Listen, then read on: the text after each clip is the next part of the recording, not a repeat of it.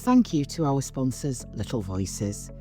Are you a teacher with a passion for drama, music and performance, or feeling stuck in the classroom? Little Voices gives you the chance to step into a role where you can truly inspire young minds through the arts. This is a company I know well and admire. They're passionate about child development, highly rated and genuinely transformative. With small group teaching, a focus on confidence and creativity, with the opportunity to guide children through Lambda qualifications, you can make a real impact. Plus, with the support of a nationwide franchise network behind you, you can run your own successful business, doing what you love while teaching in a way that truly fits your life.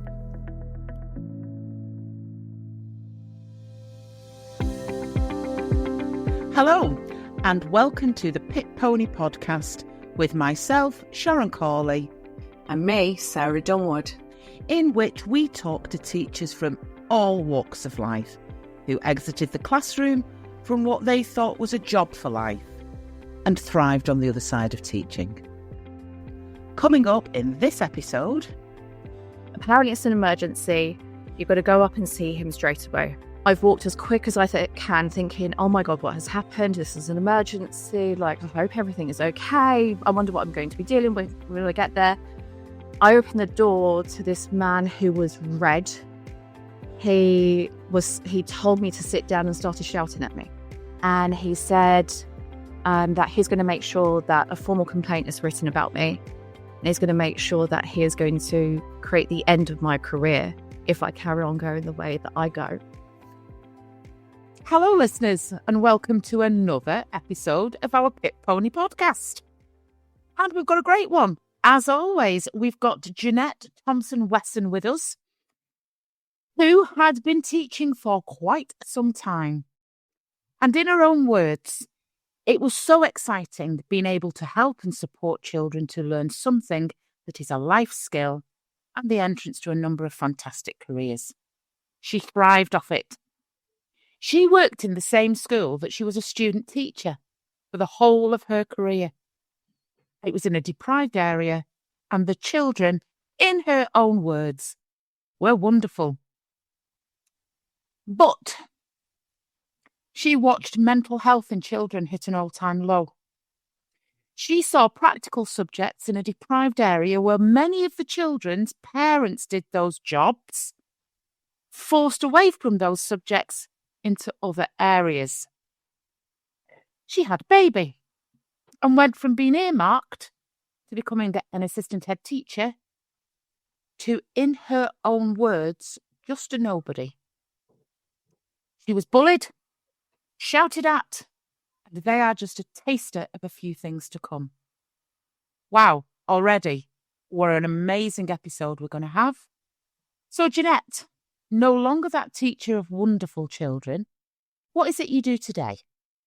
I'm a health and safety ISO consultant and also an ADHD nutritionist. Brilliant. Absolutely brilliant.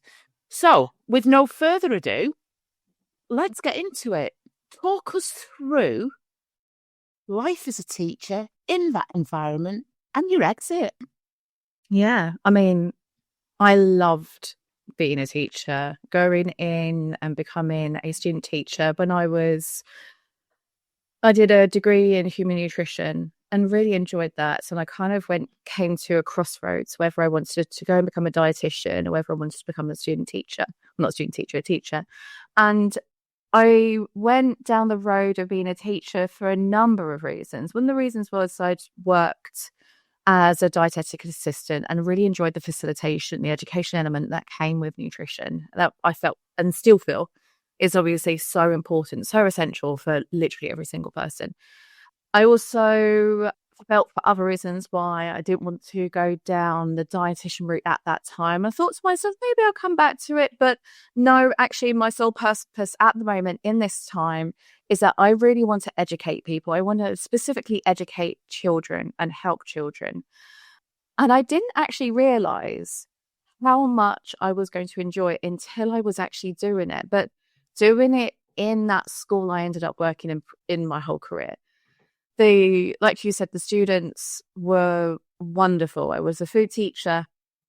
I ended up working up to becoming a head of department of design and technology within that same school as well. And they loved catering and hospitality. They loved food tech, which obviously changed qualifications. And there was this moment where I think I had just come out of my first year teaching. And there was this boy who I'd been working so hard with. He didn't get good grades anywhere, but he absolutely smashed hospitality. And he came back to me and said, I'm going to go to, he got a place in catering college.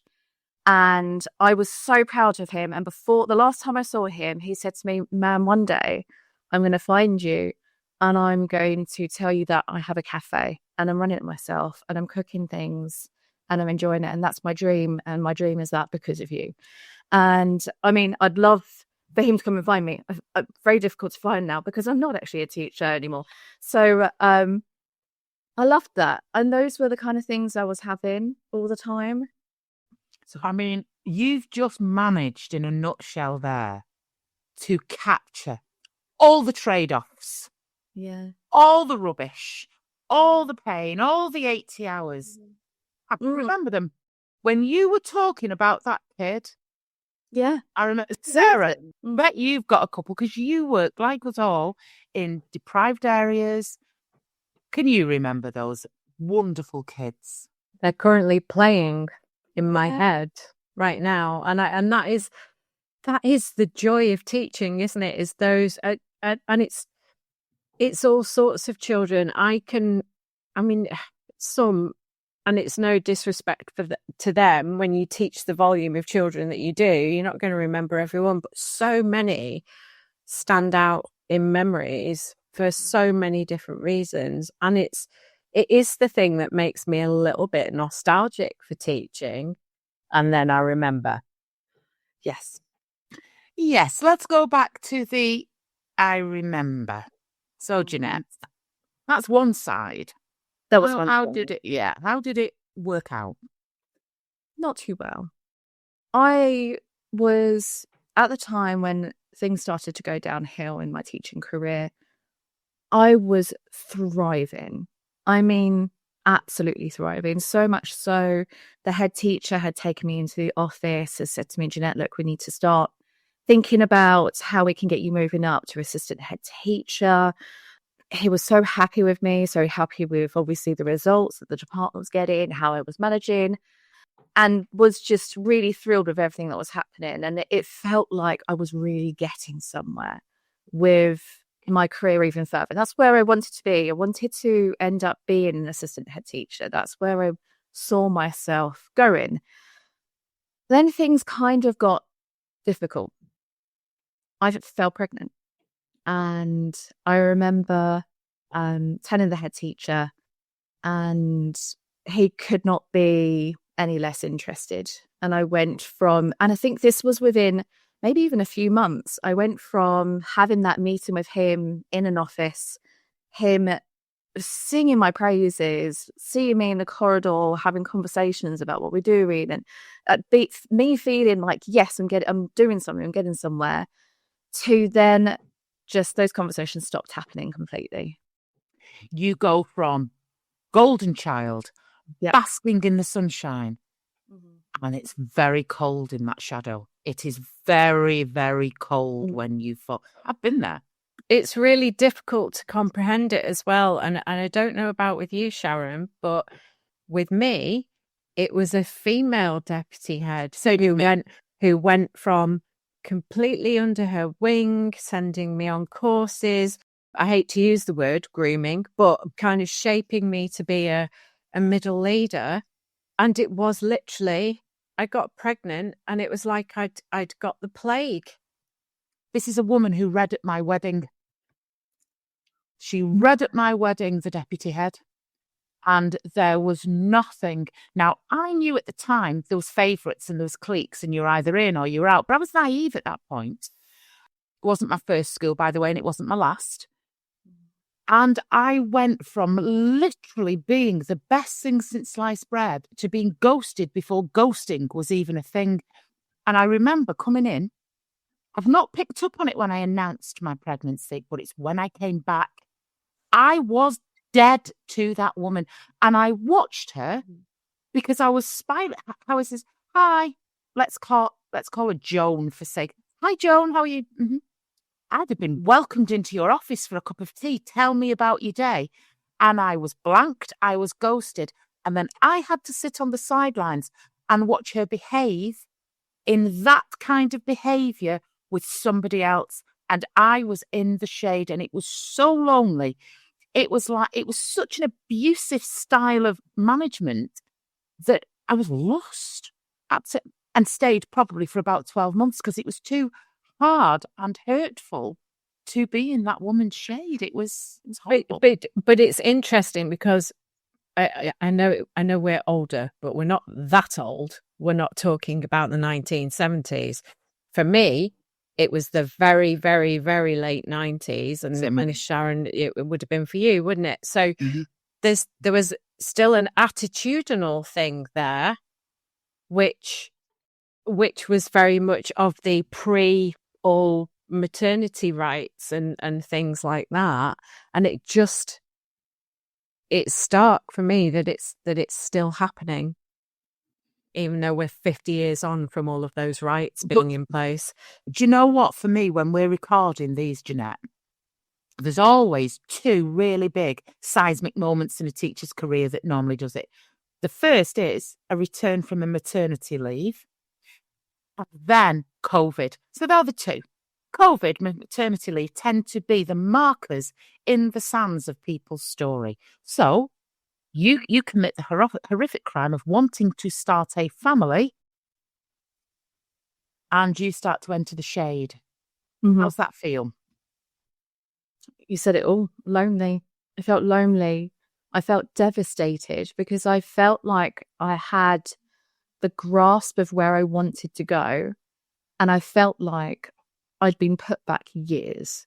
And, you read the stories, don't you? You read the stories of people falling, pregnant and then losing out on their careers and losing out on money. And I was so sure that wasn't going to happen to me, but then it was happening to me. I thought, my management would do that to me. It's fine. No, my management was actively doing that to me. And it was an active because it wasn't just the return back from work. It was before then that the line was put into the sand. Unfortunately, it was a long streamer of events. I lost a teacher who was fired on the spot when I was around about 34 weeks pregnant. That got taken to court in the end, and he still teaches. But that was a stressful situation, being heavily pregnant, because unfortunately he was a person who raised his hand to a child in a workshop, which is why he had to leave the school immediately. It was dealt with very well from him, but from me as a manager, I had no clue what had gone on, and I wasn't clued in with anything. So I was kind of like very much like, okay, we move on. We continue with what we're doing. The next thing is that I need to make sure that I'm preparing my GCSE classes to be handed over to someone else, because I had like that. There's something about being pregnant and feeling so guilty about being pregnant at the same time when it comes to the students. I was so desperate that my being pregnant and me having a baby was not going to impact the students. I really, really wanted them to carry on doing just as well. And it was a desperation, because it was like a moral thing. I have such a strong moral compass. I wanted them to get those results.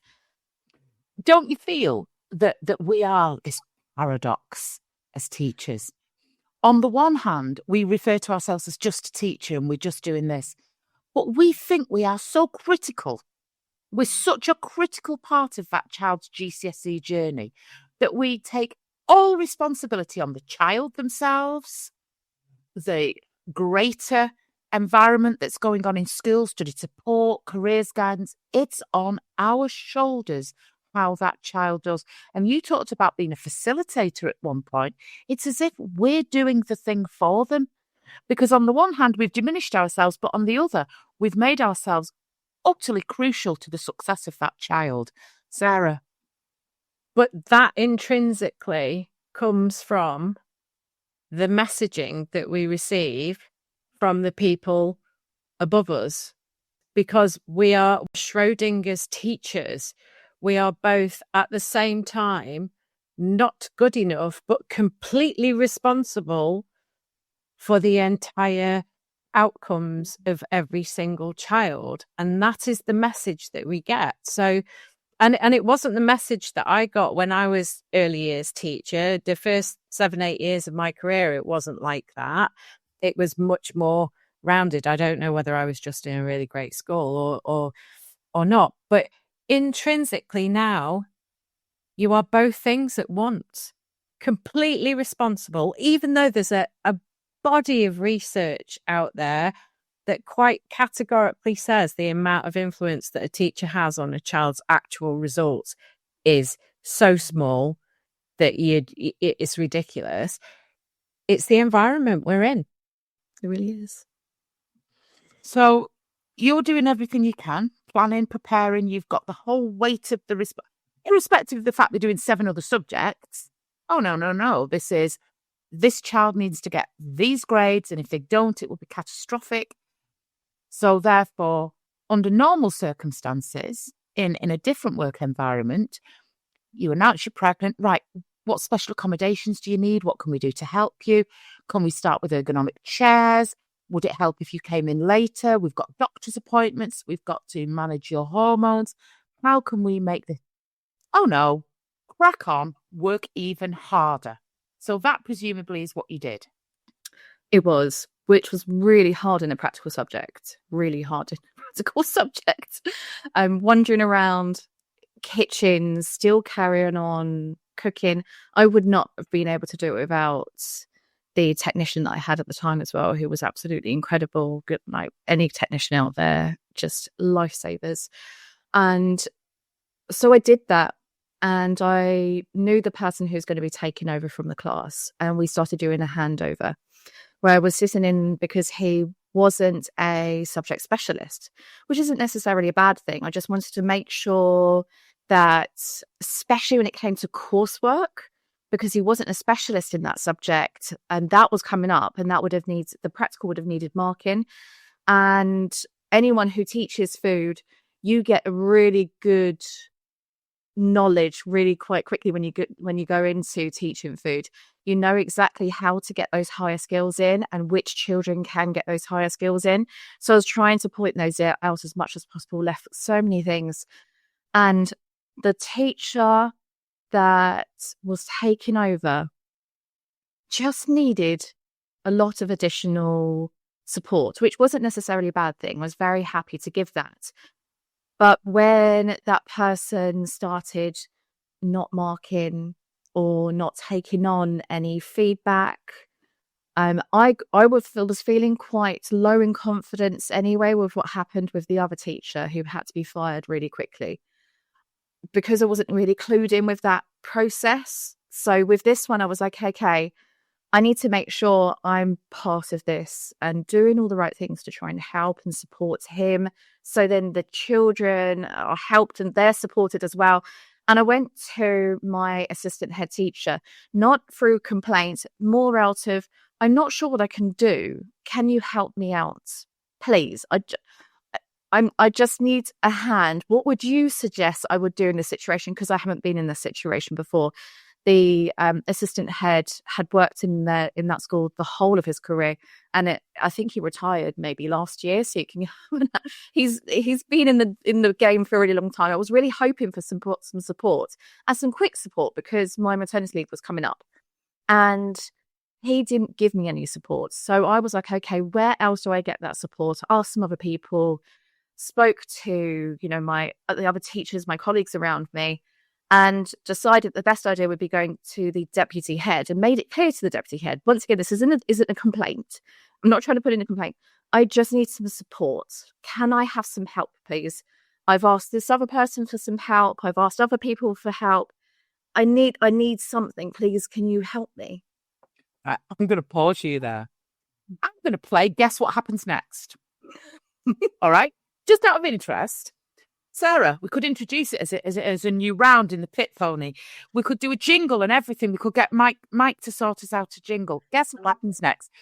I'm going to take a punt because if you have told me, I can't remember, and I've certainly not got it written down. I'm going to guess. Sarah, get yours in your head. Oh, I know what mine is. I know what mine is. I guess that what got lost in translation was that you needed help and guidance, and the assistant head took umbrage because you had gone over that person's head and you got caught in the crosshairs of a egocentric political battle with SLT. Don't answer. I think you got put on a support plan because you went and asked for help and they decided you weren't doing enough. Okay, pause, dramatic pause. Okay. Sharon, you're more right. Okay. I'm not winning. I need to set the scene because I am so close to going on maternity leave. I am walking around like a penguin. I remember literally thinking to myself, why can I not move my hips anymore? Because this baby, I was going to work until 39 weeks pregnant. I worked until I was 38 weeks pregnant. I know. I don't know why I did that to myself, but teachers, we do these things to ourselves for many reasons. And I've got myself into work 35, 36, because, around about 36 weeks pregnant. I get in, go to my office, and I get a phone call. It's my assistant head teacher. And my technician's answered. Apparently it's an emergency. You've got to go up and see him straight away. So his office is up 2 flights of stairs. Really pregnant. I've walked as quick as I can, thinking, oh my God, what has happened? This is an emergency. Like, I hope everything is okay. I wonder what I'm going to be dealing with when I get there. I opened the door to this man who was red.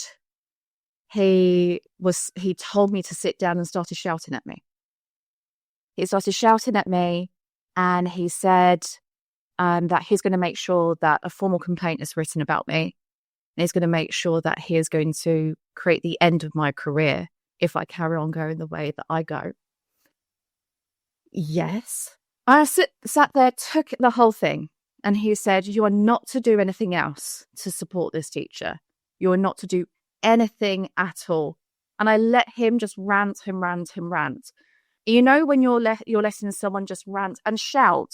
Bear in mind, I've got a man who's shouting at me at that pregnant, telling me, threatening my career, threatening a serious complaint against my name, just generally being utterly horrible. And I sat there and really calmly, after he finished and looked at me, I said, okay, I won't do anything anymore then with this member of staff. No, it's not what I said.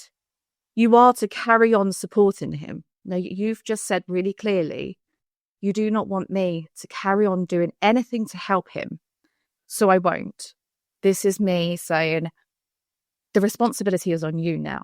If those students get any lower than what I would predict them to get, then that's on you, which he did not like. He hated. And he said, no, that will be your fault. No, I will be on maternity leave. I've done my due diligence for trying to get help and support for myself and this member of staff. With not making a complaint, I will not do anything else. And I stormed out of that room, went down, had a massive cry. Because it's not nice having anyone shout at you, let alone your line manager, who is also the assistant head teacher, when you are so heavily pregnant. I managed to carry on for the next couple of weeks, and I did do what I promised. So unfortunately, I did step back because I was so fearful that anything I would have done would have turned into that formal complaint. Because I think what underpins this, they've not given you the context of what's happened to that other member of staff. So you're sat in a pool of fear. Has that person gone because of capability? Have they mucked up exams? You've got all sorts of chimps in your head telling you it could be this, it could be. So you're not in a safe space whilst you're working, because You don't have to be given information, and you don't know the circumstances on which somebody left, but you could have been given a steer as to what had gone on.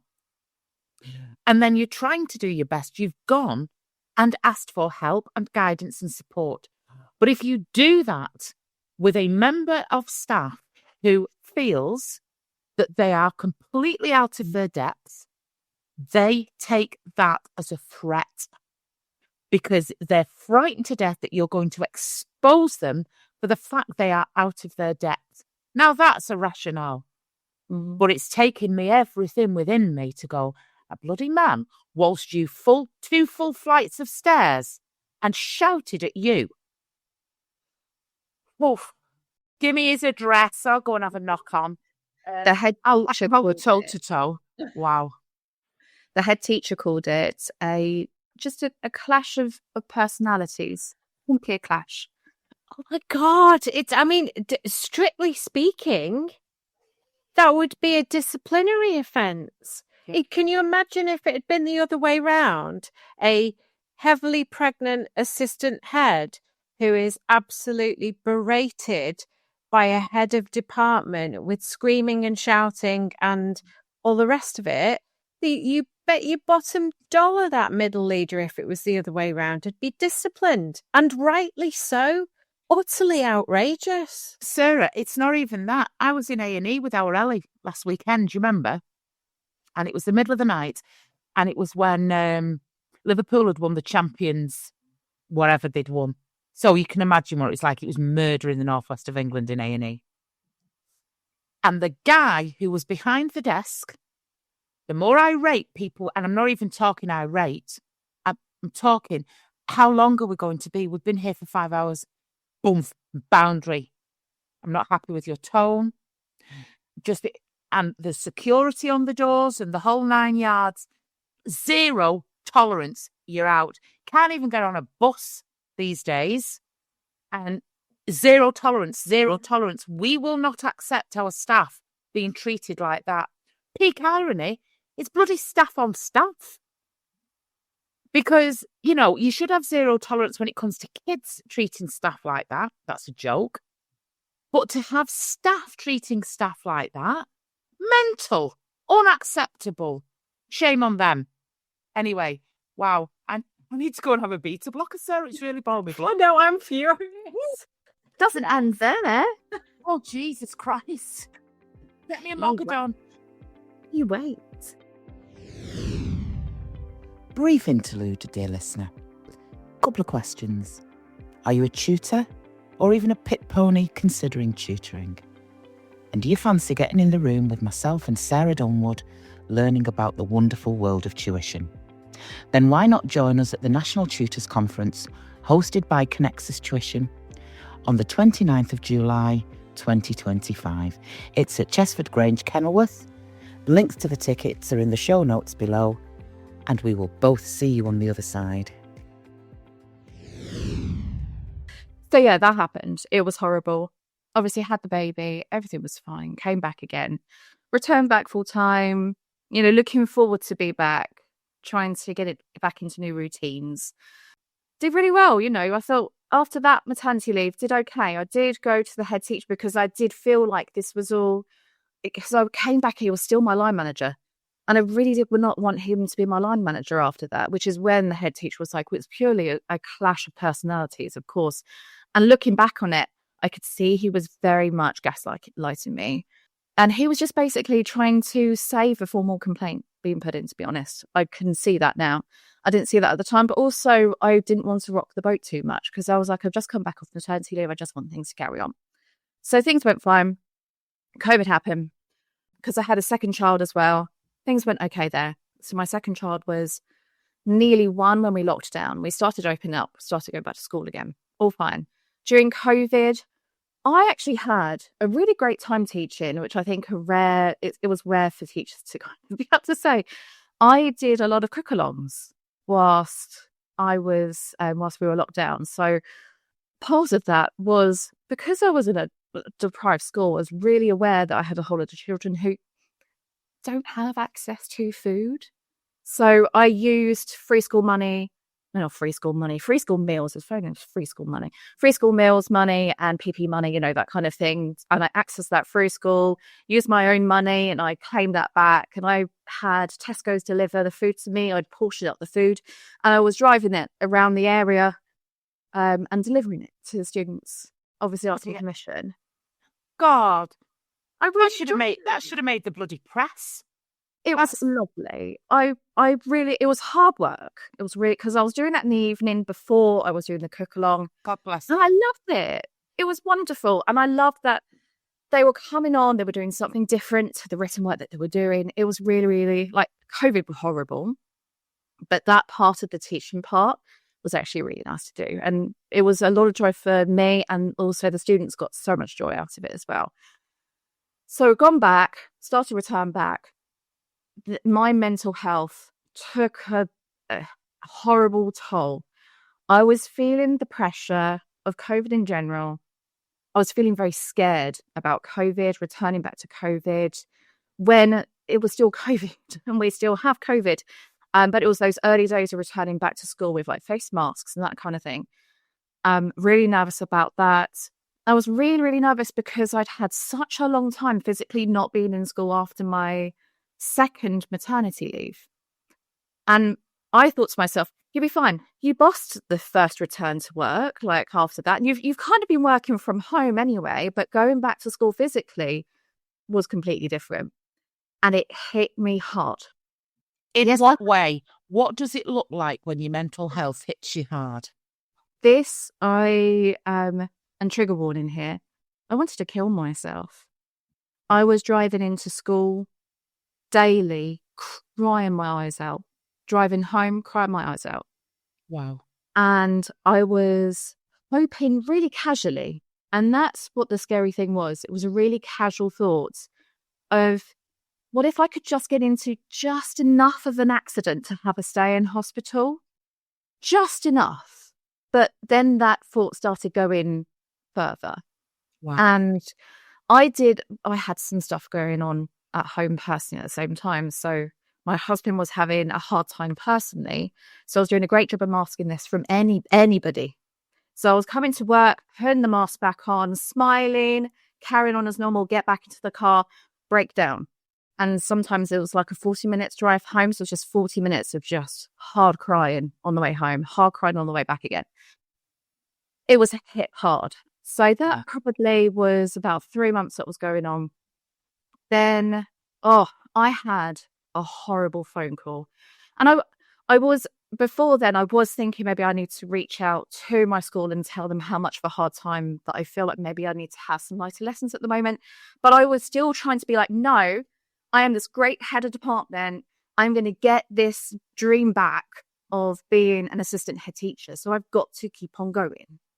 And also somewhere in the back of your head is the last time I went through something similar, where I went and just asked for some help and some guidance, it resulted in me getting shouted at. So somewhere in my head, I'm going to go, in order to protect myself, I can't now voice that in that environment because history has taught me a lesson.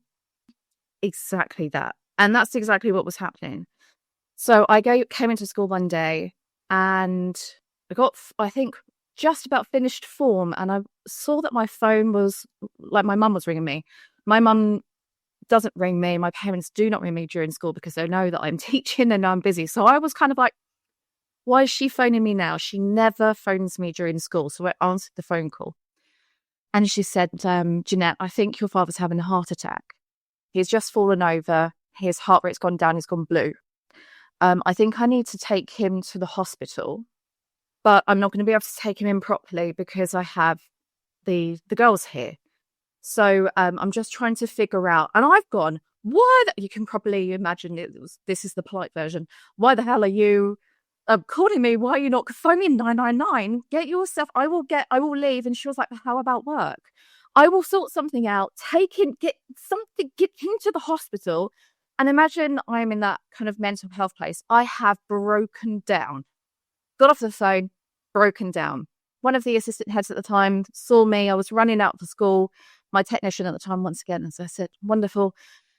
She was like, I'll sort it. Go. Just go. It'll be fine. Go. one of the assistants had kind of saw me in a state, and she's like, Jeanette, you can't drive like this. I was like, I need to get back. I need to get back to my parents. And I just need to be back with them to try and sort something out. It was a horrible day. Thankfully, it wasn't a heart attack. Phew. He broke a couple of ribs because he fell over and hit his ribs on a really stupid sofa that literally went the next day that I had was like wooden, because my middle child fell over, and she was a toddler at the time, and she was going to bang her head on the window. So he saved my toddler from having a banged head, but broke his ribs in that case. But one for the teen. But his heart rate did go down. But I was panicked. I was broken on that drive home. And we obviously got the good news. And I was like, okay, well, obviously I have no childcare for tomorrow. I'm also destroyed. Absolutely, totally and utterly destroyed. You can imagine someone who is suicidal anyway. This has happened. It took everything out of me. I woke up the next day thinking, okay, well, maybe I can get my mother-in-law to look after the girls. And my husband was one who was like, Jeanette, you just stay in bed, please. Because I think that was the night that I said to him about me feeling how I've been feeling. He was like, can you just please stay at home? Just stay at home. They'll do without you for the day. I know you don't want to, but you can. I emailed him. 15 minutes later, I got an email from my head teacher. He said in the email that the students had lots of time out of school. He said that they deserved to have their teacher in school. My department deserved to have their teacher, their head of department, in with them, supporting them, and encouraged me strongly to come into school. I have a word and I cannot use it. Maybe next Tuesday you could mention Something like that, yeah. Along that lines. Yeah, wow. Let's just take wow. Where's employment law? And I'll tell you something, that could have gone very differently. Very, very differently. Yeah. And can you imagine at your funeral? Because that could have been the very, very difference. Condolences, this is a terrible loss to the profession. For actual God's sake, who in their right mind writes that email? How did that land with you when you read it? Was it? I sat and cried. I sat and cried. And my husband was still very much like, no, you've got to stay off. And I said, but you've read this. I have to be in. Remember that fear still. I have to go in. I've been told pretty much in no uncertain terms that I really need to go in. That is an email to go, no, you need to be in. And I went in that day and I cried all day. I cried in front of the class. I cried the whole time. I was getting the students in, sat them down. I said, I'm going to cry through the whole lesson. Ignore me, okay? I'm still here. I'm still teaching. I'm still going. And you know what happened? My newer assistant head brought in a complaint from a parent. And the complaint was because I had been encouraging the children to wear masks still, which was policy, by the way, from the whole school. And there was one particular child who didn't want to wear it. I was like, fine, that's okay, but you can sit at the back of the class. That's fine. That's your choice. I can't physically make you, and I'm not going to physically make you, but I can have you sit at the back of the class. She didn't like it. And the letter that he gave me plopped on my table just destroyed every part of my teacher personality and was really, really horrible to read. And the complaint wasn't actually... The complaint was that she didn't want to wear her mask. And I said, okay, but you can sit at the back of the class, and she didn't like it. That complaint should not have got near you because it was a school policy. Mm-hmm. How dare a senior member of staff abdicate responsibility for something that they could have dealt with? And actually what they should have done is it should have been bounced up to the head for the head to contact the parent and say, this is school policy. End of. How dare they? His view was that he was investigating things, and part of his investigation was to get to my side of the story. So he wanted to read it, including the bits that you're not going to please every single parent. Unfortunately, we know this as a teacher. You know, we try the best that we can do with the situations that we're given. And I'd never had any other complaints from this parent in particular. Very rarely never get complaints from parents when I was a teacher. And it was just the fact that he gave me this letter and he left. He could have easily even scribbled out the paragraphs where she was obliterating me personally, and just to give me the bits and pieces. Jeanette, can I just clarify something? Because it's not, there's been a lot to take in. When you sent that email in to say, I can't come in today. Mm-hmm. My dad's had an incident or whatever. Did you allude in that email to the state of your mental health? Yes. Right. Clarify for me what you said to that head teacher before he sent the emotional blackmail. What did you actually tell him about your mental state? I said that I felt destroyed, was my words. I feel destroyed. Okay, so you can read between the lines there. So he then emotionally blackmails coming back in. He knows you're vulnerable. He knows your mental health is shaky. You've sat all day and cried, which will have got back, by the way, 100%. Well, it did, because my technician went to find the deputy head at the time, told him, by the way, you have a member of staff who's crying all of her lessons. And he didn't. Oh my God. So they're notified by another member of staff that the teacher who's emailed in to say, I feel destroyed, my mental health is on the skids, is crying in a classroom. Mike Roberts is going to have to turn the volume down on this. And then that day, they choose to give you a parental complaint about masks. Wow. And I go back to the word that I can't use. Mm-hmm. It's appalling. And imagine that in an inquiry, if she'd have done something extreme. Imagine that. Yeah. I mean, at a very simple level, if somebody divulges in whatever guarded or overt way that their mental health is on its backside, and I've had to do it 4 times in my life, then the correct response, regardless of whether you are a human or a robot or an absolute moron, the correct response is stop everything. What can I do to help you now? 100. The last thing you do is, if somebody has disclosed that, is carry on regardless, because you've got an agenda that you want to get through. Mm-hmm. Wow. Appalling. God, I'm so angry for you. It was horrible. It was a really, really dark time. Really, really dark time. So I got that, and the assistant head teacher very kindly made some time for me at the end of the day, because I said to him, I really need to see you before we leave. And I said to him, did you really need to give me this? Which is why he was like, well, I have to do a full investigation. So what happened to your side? So, but did you actually need to give me the bit that was really personal to me? Did you have to do that? Well, he kind of brushed it off. And I said, by the way, I've been sat in this room crying all day. I said, I was really strongly encouraged to come to school by the head teacher at the time. My dad, I got a phone call yesterday to say that my dad was possibly having a heart attack. I was in a state when I ran out of school. And quite frankly, I want to be dead. I won't be in tomorrow.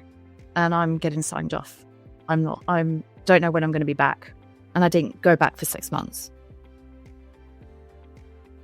Let's have a minute. Because that's hard. That is hard. Let's have a minute. It got you to the point where you had no choice. You had to. You didn't need your husband begging you. You didn't need your friends. Your inner tuition went, I cannot do this anymore. I'm broken. In my experience, you go to the doctors and they go, how long do you need? Yeah, the doctor will meet you with compassion. So you get 6 months. What do those 6 months look like for you? Well, what a perfect time to bring to a close what we're going to call part 1. And we look forward to seeing you at the start of our part 2 of this amazing pit pony story.